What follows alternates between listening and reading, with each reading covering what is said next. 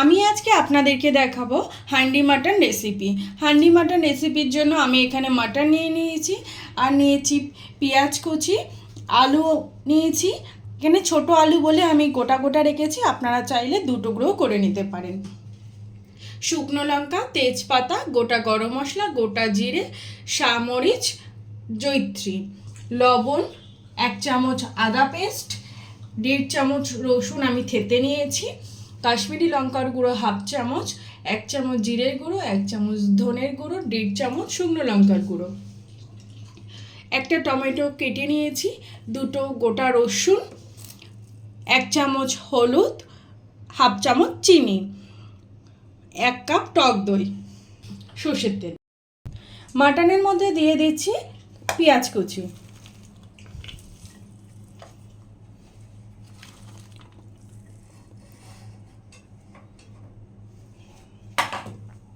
মাটনটা আমি একটা বড় গামলার মধ্যে নিয়ে নিয়েছি মাখানোর সুবিধার জন্য। দিয়ে দিচ্ছি পেঁয়াজ কুচি,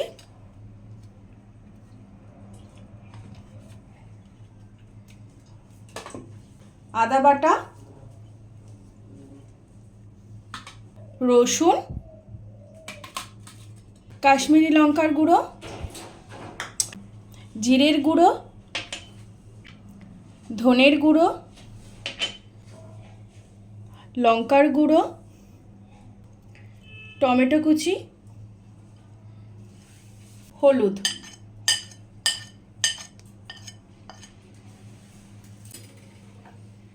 টক দই,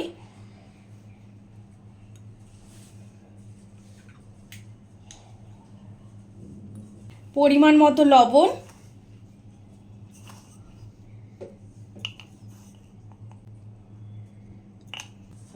3 চামচ মতো সর্ষের তেল দিয়ে দিচ্ছি।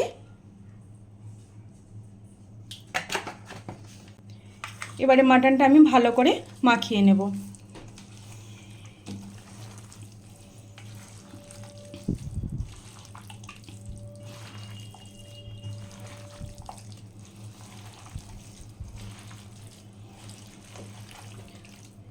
মাটনটা ভালো করে মাখিয়ে নেব, আর মাটনটা ম্যারিনেট করে কিন্তু যত বেশিক্ষণ রেখে দেওয়া যাবে মাটনটা খেতে কিন্তু তত বেশি স্বাদ হবে।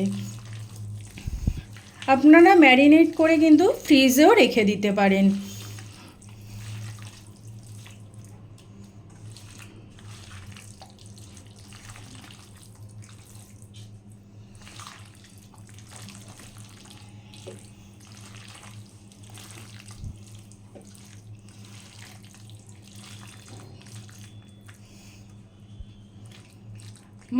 মাটনটা ম্যারিনেট করা হয়ে গেছে।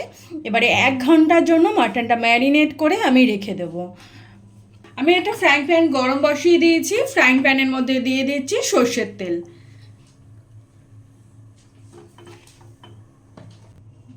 তেলটা ভালো মতো গরম হয়ে গেছে। তেলের মধ্যে দিয়ে দিচ্ছি 1/2 চামচ চিনি, দিয়ে দিচ্ছি শুকনো লঙ্কা, গোটা গরম মশলা,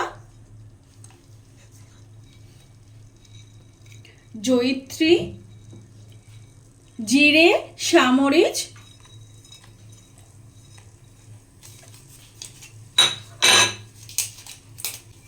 আর দিয়ে দিচ্ছি দুটো তেজপাতা।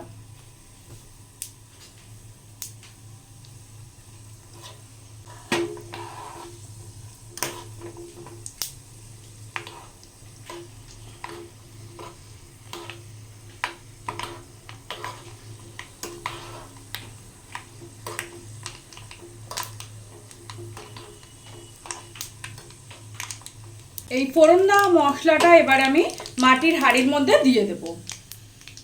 মাটির হাঁড়ির মধ্যে ফোড়ন দেওয়া তেলটা দিয়ে দিচ্ছি।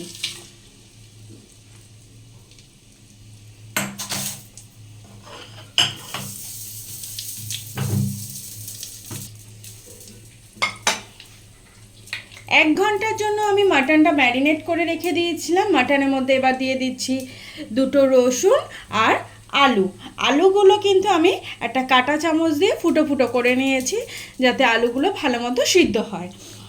আবারও আমি মশলা আর মাটনের সাথে আলু আর রসুনটা ভালো করে মাখিয়ে নিচ্ছি।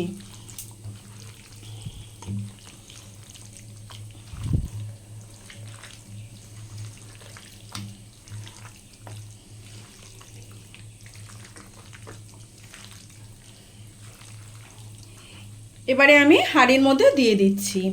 এই হাঁড়িতে কিন্তু আমি আগেও রান্না করেছি, আর আপনারা যখন হান্ডি মাটন রান্না করবেন তখন কিন্তু হাঁড়িটা 1 থেকে 1.5 ঘন্টা আগে জলে ভিজিয়ে রাখবেন, বা ওই হাঁড়িতেই একটু রান্না করে নেবেন। যে কোনো রান্নায় একটু হাঁড়িতে করে নিলে হাঁড়িটা ফেটে যাবে না, হাঁড়িটা কিন্তু তাহলে আপনারা ভালো মতো রান্না করতে পারবেন।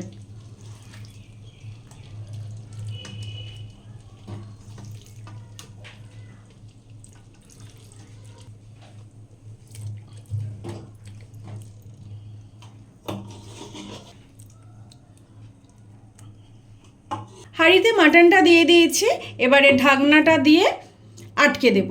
আর এখানে আমি আটা মেখে নিয়েছি।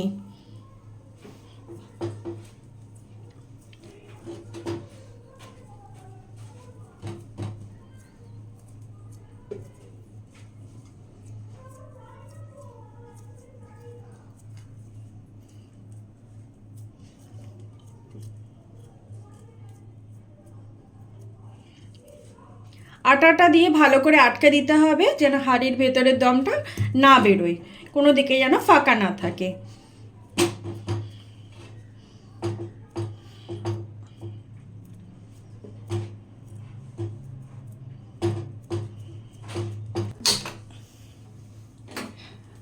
হাঁড়িটা আমি গ্যাসের চুলায় বসিয়ে দিয়েছি। এবারে গ্যাস মিডিয়াম ফ্লেমে রেখে 40 থেকে 45 মিনিট টাইম নিয়ে আমি মাটনটা রান্না করে নেব। হান্ডি মাটনটা হওয়ার সময় প্রায় 20 থেকে 25 মিনিট পর আমি কিন্তু একটু নাড়িয়ে দেব, যাতে সব দিকটাই খুব ভালো মতো হয়।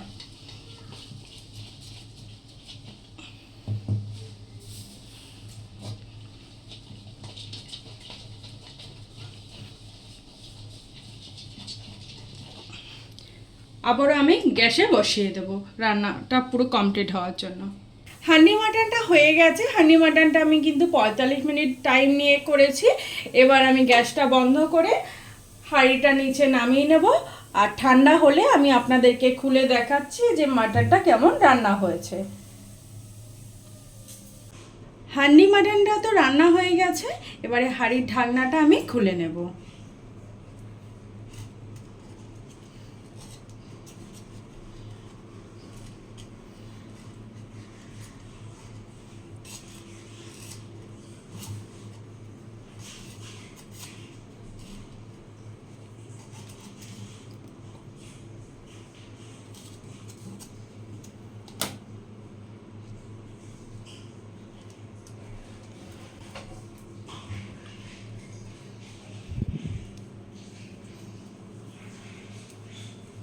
আমি আপনাদেরকে মাটনটা তুলে দেখাচ্ছি যে কেমন তৈরি হয়েছে মাটনটা।